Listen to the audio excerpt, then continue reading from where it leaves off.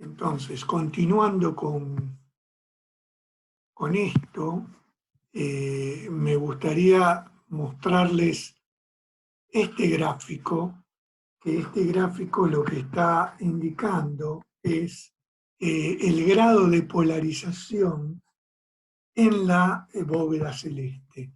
Es decir, esta zona que va de menos 90 a 90, lo que está indicando es el lado antisolar, que está en todo este lado de acá, ¿sí? Y lo que van a ver entre menos 180 y menos 90, o 90 y 180, a ver si voy a cambiar de color acá, que sería esta zona de acá, indicaría lo que sería la parte la parte solar, perdón. Entonces, en definitiva, lo que estamos visualizando acá es que el grado de polarización del hemisferio antisolar es mucho más alto que el grado de polarización del lado donde está el Sol. Y aparte de eso, lo que se está representando aquí es el ángulo de los vectores E que conforman los distintos fragmentos de este anillo, que es lo que se llama los arcos de polarización. En donde, si por ejemplo estamos posicionados en el medio de la bóveda celeste aquí, podemos ver que al seguir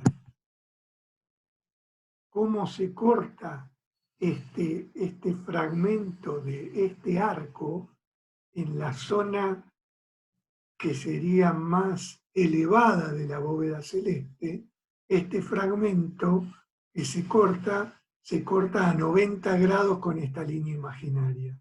Acá se ve bastante más claro cómo esta línea con este fragmento es 90 grados, acá también es 90 grados, y así en todos los fragmentos de los arcos de polarización que se corten a distintas alturas de la bóveda celeste.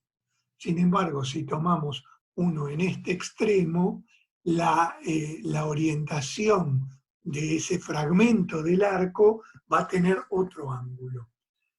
Por ejemplo, este que está acá, que es casi cero, o sea, serían 5 o 10 grados aproximadamente.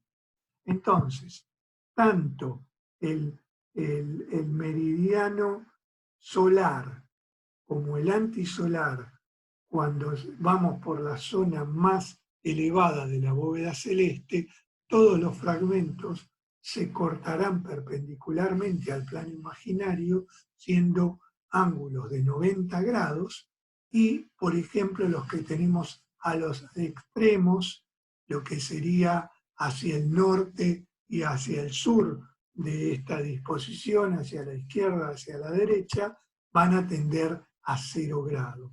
Y eso es lo que se está representando, la distribución de ángulos en distintas ubicaciones en la bóveda celeste. Entonces, el uso de la luz polarizada es un proceso de detección bastante común en animales y muy bien estudiado en insectos. Acá tenemos dos modelos de insectos sociales muy estudiados. Uno es la hormiga del desierto del Sahara, Cataglyphis, y otra es la abeja de la miel, Apis mellifera. También esto es frecuente en otras especies de insectos, como en el caso de locusta, pero precisamente todas estas disposiciones de omatídeos que son sensibles a un plano preferido de vibración tienen lugar en un área concentrada del ojo compuesto. que suele ser la parte más dorsal, y recuerden que la parte más dorsal de los ojos compuestos era donde más predominaba los omatidios de tipo 2, es decir, que había 6 rhabdómeros sensibles al verde y 2 rhabdómeros sensibles a UV. En la parte más dorsal del ojo compuesto de la hormiga Cataglyphis o en la parte más dorsal del ojo compuesto de locusta, encontramos un agrupamiento de omatidios que tienen una característica especial, que es ser sensibles a la luz polarizada. Y a ello es lo que se llama el área POL. ¿Cómo es esta disposición comparada con el resto? Si tomamos cualquier parte del ojo y hacemos un corte a distintas profundidades del omatidio, vamos a ver que la organización de los rhabdómeros no es, la ubicación no se mantiene siempre en el mismo lugar, sino que cada uno de estos rhabdómeros o de células retinulares o de células fotorreceptivas va teniendo una ubicación helicoidal a diferentes profundidades. Esto es lo que se representa en esta figura, que haciendo cortes a diferentes profundidades, podemos ver que en cualquier parte del ojo que agarremos, salvo el área dorsal, hay un giro en la ubicación de los rhabdómeros que van formando una disposición helicoidal. Sin embargo, en el área más dorsal del ojo, estos rhabdómeros no van girando a medida que vamos estando más profundo en el omatidio, sino que se mantienen en un ángulo constante.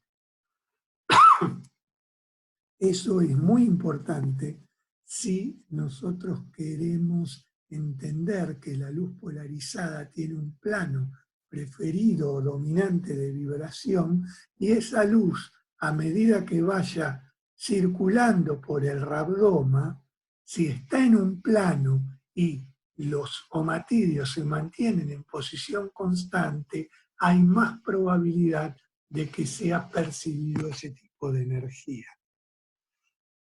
¿Cómo vemos esto? Bueno, acá tenemos nuevamente un ejemplo de un rhabdómero que presenta microvellosidades que convergen centralmente.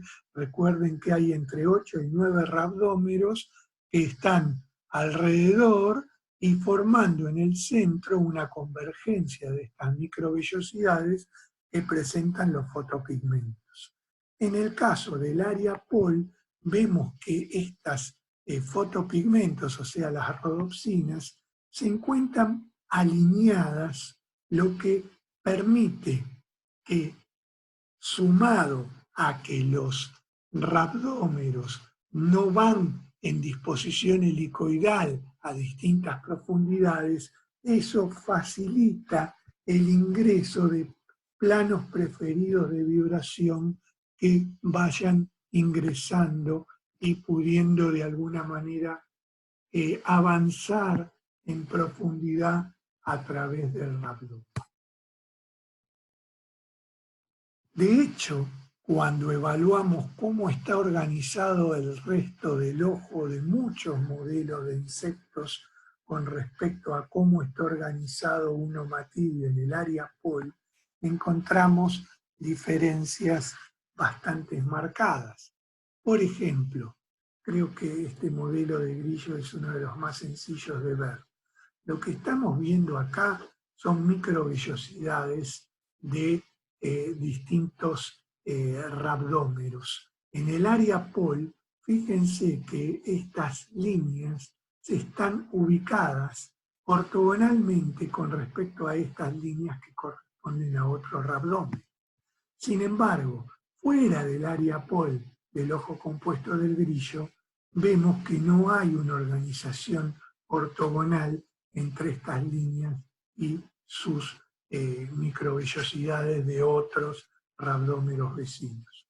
Lo mismo, por ejemplo, vemos aquí en la libélula esta organización ortogonal de un rabdómero con respecto a otros, y no lo vemos en el resto del ojo. En cada uno de estos ejemplos, ustedes van a ver cómo puede haber organizaciones ortogonales del rabdoma que está cuando hablamos de las microvellosidades de una célula retinular con respecto a otra.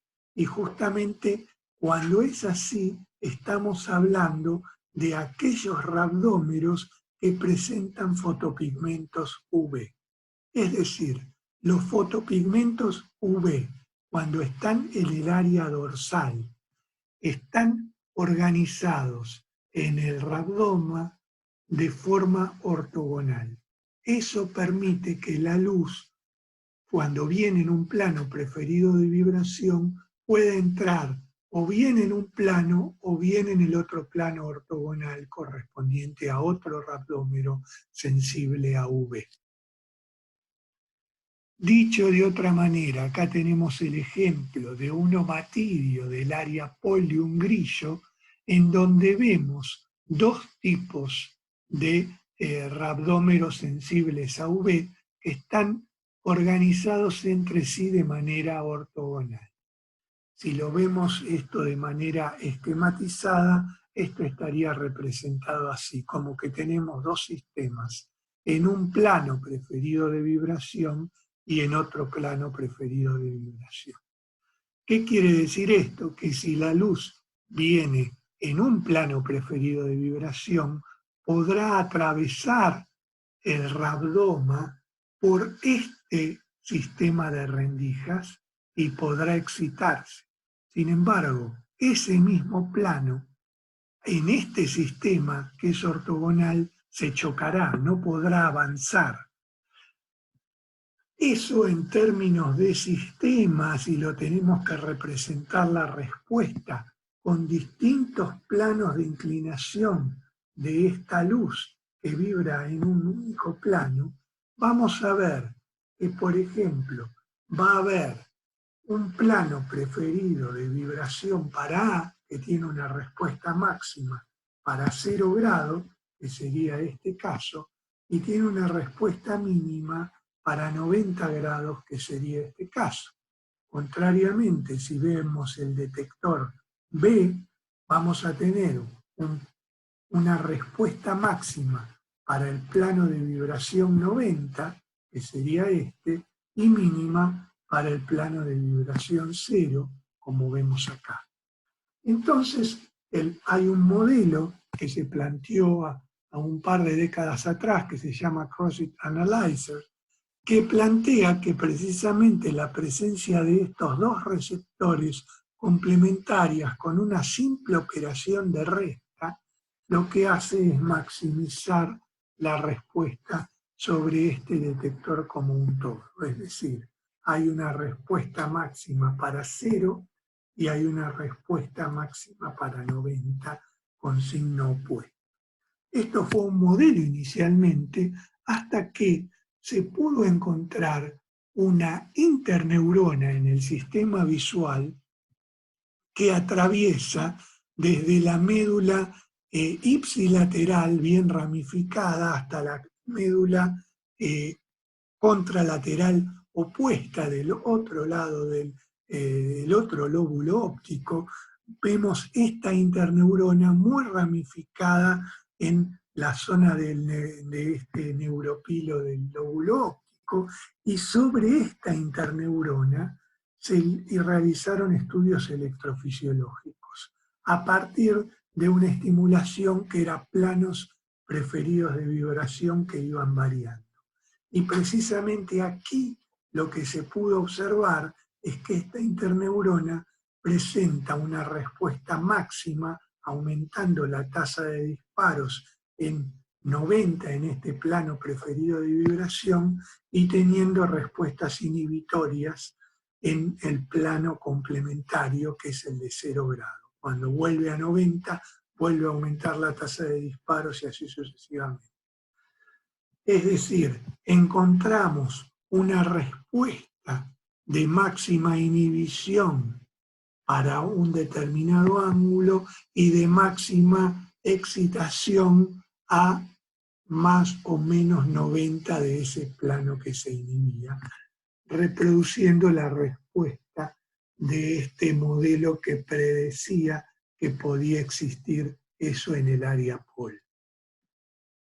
Entonces, encontramos omatidios en el área POL que aquellas células fotorreceptivas con sensores UV se organizan entre sí de manera ortogonal y que esas respuestas para cada una de las orientaciones en un proceso de interacción lineal, o sea, de resta simple, la respuesta se maximiza y hay interneuronas en el sistema visual capaces de reproducir la respuesta de este modelo de analizadores cruzados, alcanzando respuestas excitatorias en un plano de vibración y alcanzando respuestas inhibitorias en el plano ortogonal de vibración.